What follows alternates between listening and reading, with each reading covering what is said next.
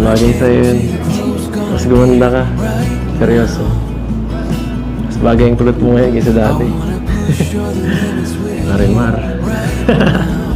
Nakabahan po ako. Kayo pa, hindi po kayo nag-chat na ganito po. Surprise kasi yun talaga para sa'yo. Okay naman yung kinalabasan ha. Ang ganda nga eh. Ano kang tumangkad. Lalo kang gumanda.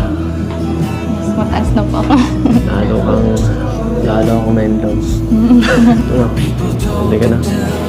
Bagay na ba? Work. Bagay ka nung... ano?